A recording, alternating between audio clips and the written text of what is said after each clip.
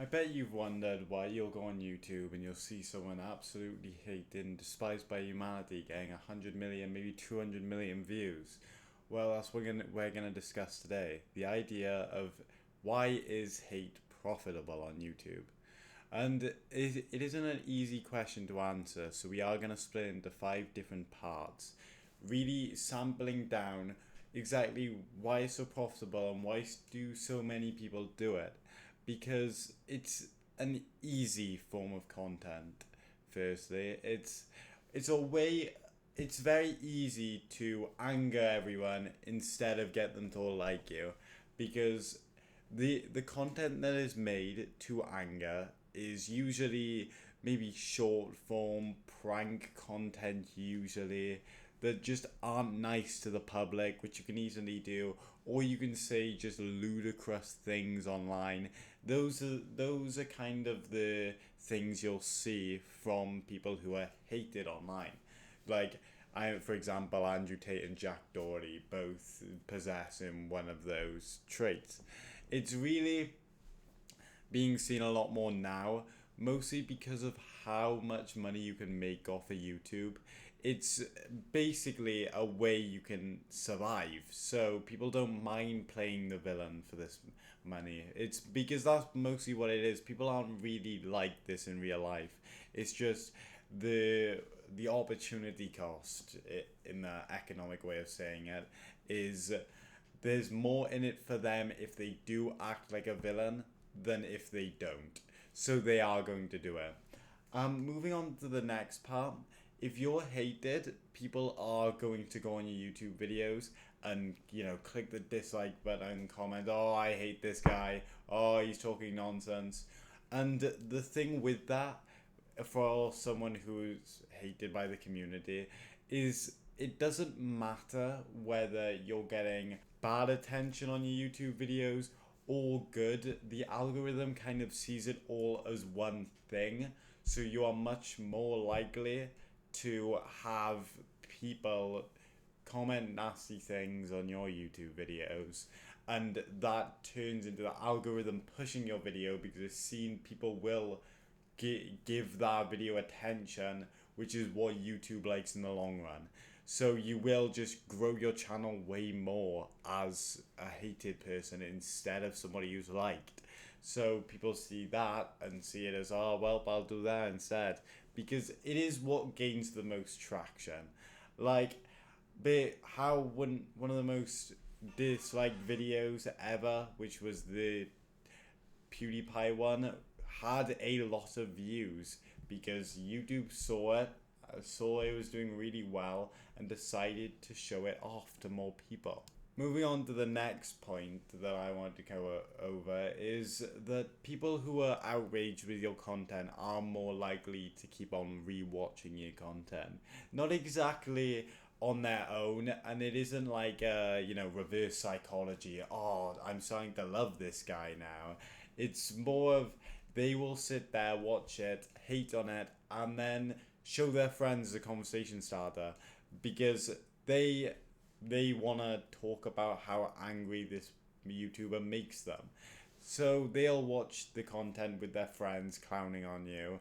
So that still obviously counts as more views, and you're not going to see that with normal YouTube videos because people aren't showing their friends as much, like significantly less, because you're not gonna have the fun of watching just a normal commentary YouTube video as you will having a clown make a fool of himself or just to say the stupidest points ever and just make himself look like a clown. People laugh at it. You can laugh at it with your friends. You can't watch normal YouTube videos with your mates because there's really nothing to it. It's just something you have on in the background, really, which is one of the obvious other points to why it's so profitable. Another reason why hate is so profitable is because haters, like me, for example, with Jack Doherty, will personally advertise your content for you.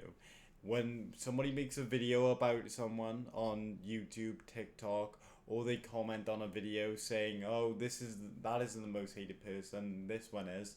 It really gets people intrigued to go see that. It's so you don't have to worry about your advertisement when all these people are doing it for you for completely free, which is another reason why people do go into this type of work. You are more likely to be seen as someone that is hated because there's more people who are going to advertise you. Have you ever really been out your way and been like, oh, um, have you heard Markiplier's new gaming video? That one was peak. You're more likely to hear. Did you hear Jack Doherty crashed his car? Haha, stupid idiot. Driving while on his phone. It's that is kind of applying that principle to something. It's not really seen as a way of advertising and helping these people. It is just people clowning on these people and not realizing that it is helping them in the long run. Apart from me, because I don't know what else to make a YouTube video on, so I just make it on that instead. I know. And finally, the last point I wanted to touch on for this is being a hater, being hated on YouTube builds your character for you a lot easier. You kind of know who you are as a YouTuber. So let me explain that a bit more. People who start YouTube don't usually use their own personalities. Well, the reason for that is nobody just wants to listen to someone who's themselves, because it's kind of boring for people. If your voice is just a bit lazy, if you're just being an average Joe, people want someone who's loud, someone who speaks to them and seems like an absolute like big out there person. So over time, people make their personality on YouTube to have a bit of their own personality, but have what people like as well. But an easier way of doing this is simply saying the most outrageous points or doing the most outrageous things, because it makes the personality for you.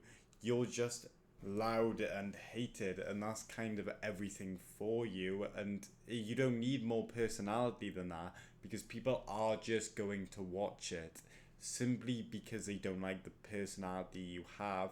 So you don't have to worry about impressing anyone.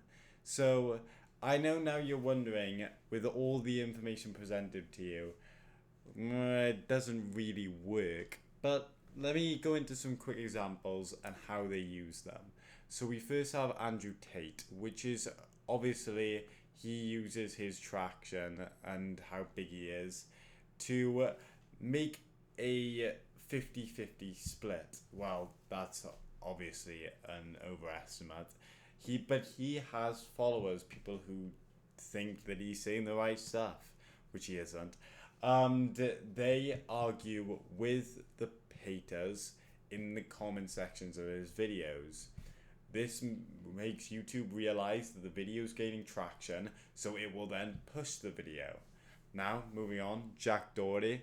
People like me, commentary YouTubers, make videos about him to bring the stupid things he does to light.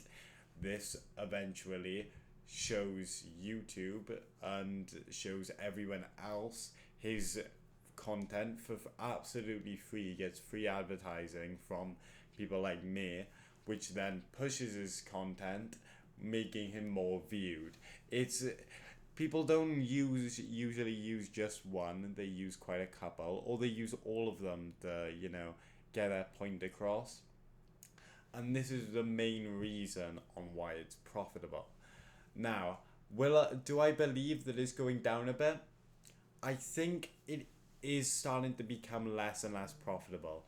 People, when you're doing stuff like this, being hated, it's normally doesn't last long, and you really got to think of a career change quickly, because like Jack Doherty, for example, he used to get 30 million views a video. Now he's lucky to scrape 40k, because people are bored. People bored of his content. Like, it doesn't last long, and really once you do it for long enough, it will just burn out.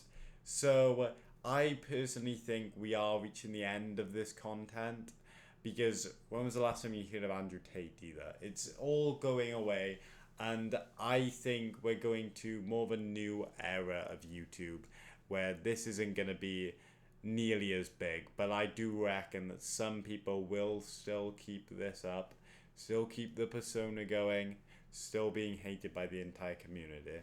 But that's just my take on it. Hope you enjoyed the video, and I'll see you for the next one.